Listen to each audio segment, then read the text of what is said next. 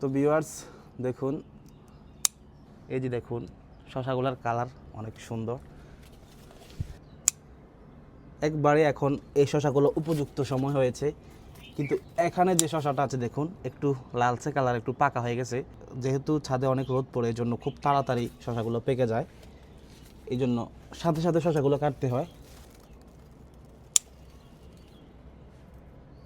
এটা তো ঠিক আছে না দেখা, এটা তো ঠিক আছে।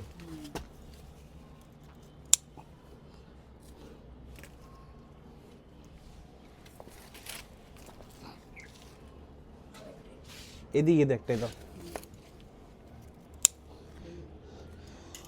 তো ভিউয়ার্স দেখুন, আমরা প্রায় 2টি হাউস থেকে আজকে আমরা প্রায় 3 থেকে 4 কেজি হবে আমরা শশা পেয়েছি। মাশাআল্লাহ, শশাগুলো দেখুন, আমি একটু আবারও আপনাদেরকে দেখাই শশাগুলো কত কচি এবং শশার কালারগুলো দেখুন। আমাদের শশাগুলোর জাত হচ্ছে দেশীয় মারমা জাতের শশা। আপনারা দেখুন এই শশাগুলোর সাইজ দেখুন, অনেক বড় বড় বিশাল সাইজের হয়। দেখুন এই যে দেখুন, দুইটা শশা অনেক বড় এবং বিশাল সাইজের হয়েছে। তো ভিউয়ার্স এই দুইটা হাউস থেকে আমরা প্রায় দেখুন এই শশাগুলো পেয়েছি। তো আমাদের ওই পাশে যে হাউসটা আছে, এখন আমরা ওই দিকের হাউস থেকে আমরা শশাগুলো কাটবো।